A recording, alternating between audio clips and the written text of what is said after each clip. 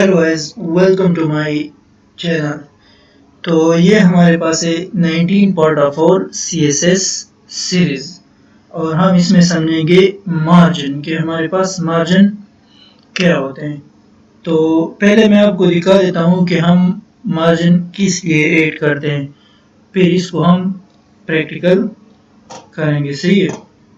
तो यहाँ पे मेरे पास एक वेबसाइट है, इसको मैंने बनाया हुआ है। सही है।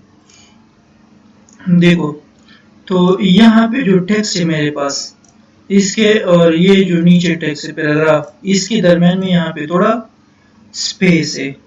तो हर वेबसाइट में आपने यहाँ पे इसे स्पेस देखा होगा। टॉप से देखो, ये टॉप से भी स्पेस दिया हुआ है। तो इसी तरह हम ये मार्जिन ऐड करते हैं। सी मतलब हर डायरेक्शन से देखो, मेरे पास ये लेफ्ट डायरेक्शन से यहाँ तक ये मार्जिन मैंने दिया हुआ है इस डिवीजन को। तो ये हम देंगे, सी इसे मार्जिन कहते हैं। तो अब हम इसके लिए एक फाइल क्रिएट कर देते हैं, फिर देखते हैं कि कैसे ये हम करते हैं। सी मार्जिन डॉट CSS और यहाँ पे एक और फाइल क्रिएट कर देते हैं, मार्जिन डॉट HTML। सी इसको हटा देते हैं, यहाँ पे एक फाइल क्रिएट कर देते हैं। सबसे पहले लिंक कर देते हैं, सॉरी CSS में मुझे क्या चाहिए, मार्जिन डॉट CSS। सही है। तो सबसे पहले पैराग्राफ ऐड कर देते हैं, मार्जिन। तो इसको लेआउट जाते हैं, इसको लेआउट करते देखो, तो ये हमारे पास आ गया। तो ब्राउज़र में भी बाय डिफ़ॉल्ट मार्जिन ऐड होते हैं। सही, अगर आप कोई वेबसाइट बना रहे हो और उसका आपने डॉक्यूमेंट क्रिएट किया, तो ब्राउज़र जो है उसको बाय डिफ़ॉल्ट मार्जिन ऐड कर देता है। देखो, टॉप से और ये लेफ्ट से भी थोड़ा मार्जिन है। सही, मैं आपको इस पैराग्राफ में बॉर्डर ऐड कर देता हूँ, फिर आपको पता चल जाएगा। सी बॉर्डर 1 पिक्सल सॉलिड रेड। सी अगर आपको ये नहीं पता कि बॉर्डर कैसे ऐड करना है, तो इस पे मैंने वीडियो बनाई, आप इसको चेक कर सकते हैं। सही है। इस सीरीज में देखो, ये हमारे पास मार्जिन आ गया, ये टॉप से आ गया और ये हमारे पास लेफ्ट से भी थोड़ा मार्जिन है और राइट से भी। अब इसको ख़त्म करने के लिए आपने क्या करना है, ऐसा करते हैं कि सी स्टार, इसका मतलब होगा कि मैं पूरा डॉक्यूमेंट सेलेक्ट कर रहा हूँ। सॉरी, एक नहीं, स्टार। सी अब मैं इसको दे देता हूँ पेडिंग 0 और मार्जिन मुझे क्या चाहिए, 0। तो हर डायरेक्शन से मुझे मार्जिन कितने क्या चाहिए, 0 0। देखो, ये हमारे पास पूरा मार्जिन आ गया। अब मैं यहाँ पे दूसरा टेक्स्ट ऐड कर देता हूँ। सही, ताकि आपको मार्जिन का पता चल सके कि मार्जिन हम कैसे ऐड कर देते हैं। मार्जिन 2, इसको भी बॉर्डर दे देते हैं H3। तो इसको बॉर्डर दे देते हैं 1 पिक्सल सॉलिड रेड। सही है। देखो, ये हमारे पास अब दो डिवीजन आ गए। सी एक पैराग्राफ है और एक हमारे पास H3 टैग है। सी तो ये हमारे पास ये 3 आ गए।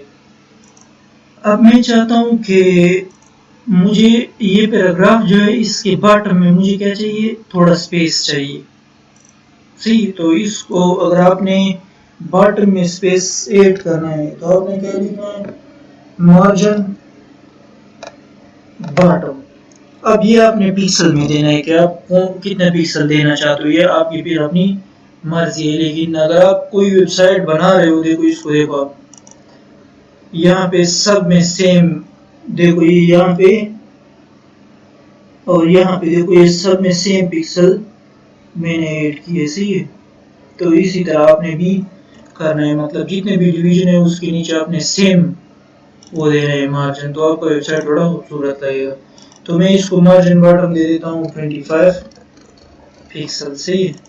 देखो, ये मार्जिन में 25 पिक्सल का स्पेस आ गया। अब मैं चाहता हूँ कि मैं मार्जिन टॉप देना चाहता हूँ, तो मार्जिन टॉप भी दे देते हैं 25 पिक्सल। सही, देखो मार्जिन टॉप भी हमारे पास 25 पिक्सल आ गया। अब मैं चाहता हूँ कि अगर इन दोनों को दिया है तो ऐसा क्यों नहीं करते कि लेफ्ट को भी दे दे।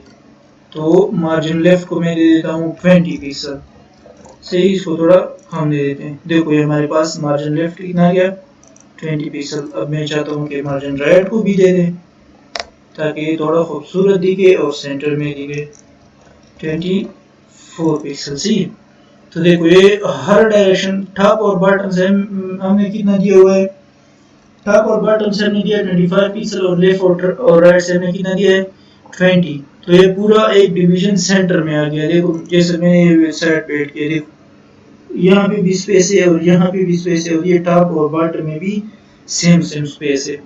तो ये थोड़ा अब खूबसूरत दिख रहा है। सही है, इसी तरह आपने ये डिवीजन ऐड करना है। लेकिन ये भी कोड थोड़ा खूबसूरत नहीं लग रहा। सही है, अगर कोई और ऐसा डेवलपर है जो जिसको सारी चीज़ें समझ आ रही है तो वो ये चीज़ें देख के अंदाज़ा लगा सकता है कि आपको कोड लिखना आता तो है लेकिन साफ कोड आप नहीं लिख सकते। तो इसके लिए हम क्या यूज़ करते हैं, शॉर्ट हैंड प्रॉपर्टी। तो मैं इसको कमेंट कर देता हूँ। सी है, अब मैं शॉर्ट हैंड प्रॉपर्टी यूज़ कर देता हूँ। मैं इसको कह देता हूँ कि मार्जिन में दे देता हूँ। सी, अब मुझे 4 वैल्यू देनी है। टॉप मतलब टॉप पे मुझे कितना चाहिए 25 पिक्सल, फिर लेफ्ट मुझे कितना चाहिए 20 पिक्सल, फिर बॉटम में मुझे कितना चाहिए 25 पिक्सल और फिर राइट, सॉरी ये टॉप था, फिर राइट, फिर बॉटम और इसके बाद हमारे पास लेफ्ट। सी है, तो देखो वही चीज़ बन गई। अब अगर मैं इसको हटा दूं तो देखो ये पूरा फिर वैसा के वैसे रहेगा। लेकिन अगर मैं इसको दोबारा से कर दूं तो हमारे पास इसी तरह होगा। अब मैं चाहता हूँ कि नहीं, अगर मुझे हर तरफ से मतलब लेफ्ट और राइट से सेम मार्जिन चाहिए और टॉप और बॉटम से भी सेम चाहिए, तो मैं 4 वैल्यू क्यों लिखूँ, तो कम लिख देते हैं। तो आप कम भी लिख सकते हो 25 पिक्सल। देखो अब इसका मतलब है कि टॉप और बॉटम और लेफ्ट और राइट, तो आपके पास वही सेम चीज़ आएगी। सही है, इसी तरह आप 3 वैल्यू भी दे सकते हो, लेकिन 3 में भी ये होगा कि देखो मैं 3 वैल्यू दे देता हूँ। यहाँ पे मैं दे देता हूँ 25 पिक्सल। सही है, तो इसका मतलब ये है कि टॉप पे मुझे क्या चाहिए 25 पिक्सल, लेफ्ट और राइट में मुझे 20 और बॉटम में मुझे 25, वही सेम चीज़ आएगी।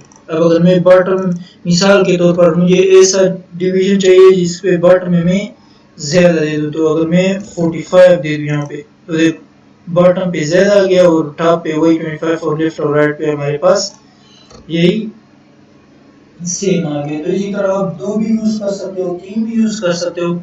अब अगर आपको हर डायरेक्शन से सेम चाहिए, मतलब लेफ्ट राइट बॉटम टॉप सबसे सेम चाहिए, तो आप क्या लिख दो, सिर्फ 1 वैल्यू लिख दो 25 पीस। तो इसका मतलब होगा कि सारे डायरेक्शन से मुझे क्या चाहिए, सेम वैल्यू चाहिए। तो आपने सिर्फ 25 वैल्यू देनी और इसी तरह आपका ये हो जाएगा। सही, अब ये डिवीजन जो है ये तो हमारे पास 100% है। मिसाल के तौर पर मैं इसको विड्थ दे देता हूँ 400 पिक्सल। देखो तो ये तो हमारे पास सेंटर में नहीं आ रहा, पहले आ रहा था सेंटर में जब उसका विड्थ कितना था 100%। ब्लॉक एलिमेंट जितने भी होते हैं उसका विड्थ कितना होता है 100%, मतलब वो पूरा स्पेस ले लेते हैं यहाँ से यहाँ तक। तो अब ये तो हमारे पास सेंटर में नहीं आ रहा, तो इसका भी इलाज कर देते हैं, क्योंकि कभी कभी ऐसा भी होता है कि अगर आपको एक छोटा डिवीजन चाहिए तो वो आपको सेंटर में चाहिए। अगर आपको ब्लॉक एलिमेंट सेंटर में चाहिए तो आपने क्या करना है, मार्जिन क्या कर दो, ऑटो।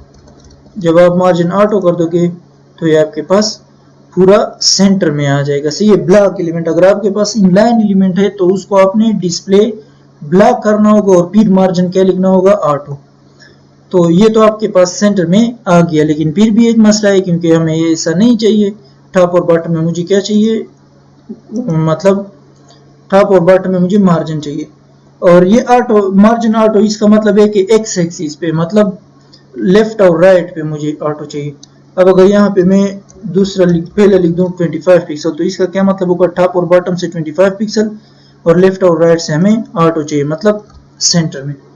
तो देखो ये आपके पास पूरा सेंटर में आ गया।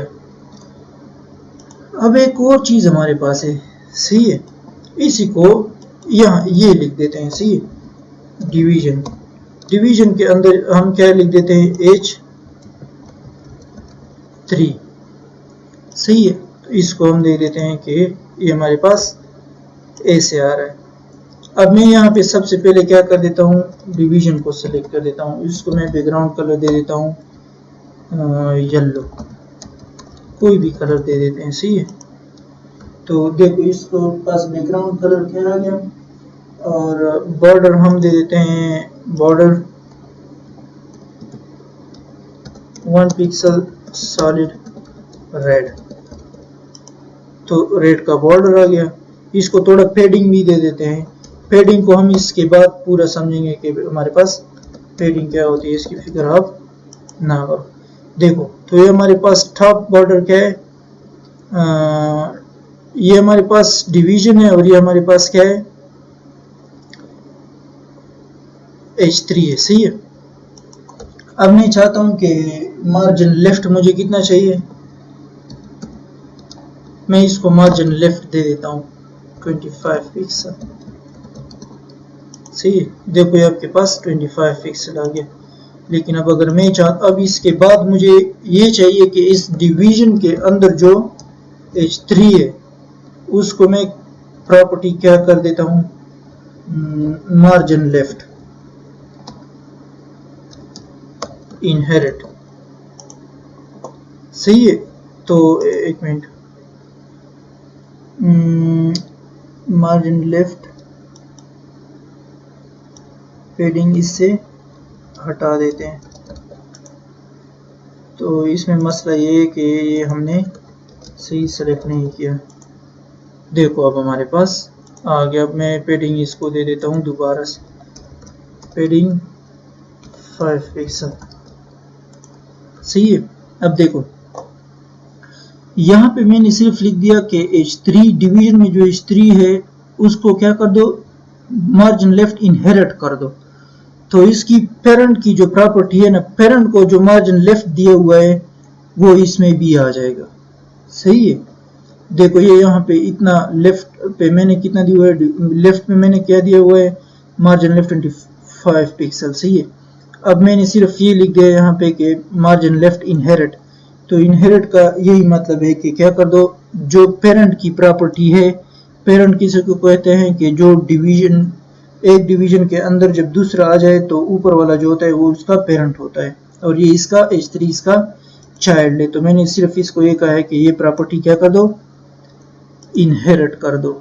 इस तरह आप लेफ्ट और राइट, टॉप और बॉटम सब पे अप्लाई कर सकते हो। कोई अब अगर मैं कह दूं कि मिसाल के तौर पर पेडिंग इनहेरिट, तो पेडिंग इनहेरिट कर दूं, देखो जितना पेडिंग यहाँ पे ऐड हुआ था वो पेडिंग पेरेंट में जो ऐड हुआ था वो हमारे पास चाइल्ड में भी ऐड हो गया। सिर्फ क्या लिख दिया, पेडिंग इनहेरिट, मतलब पेरेंट का यहाँ पे इनहेरिट कर दो।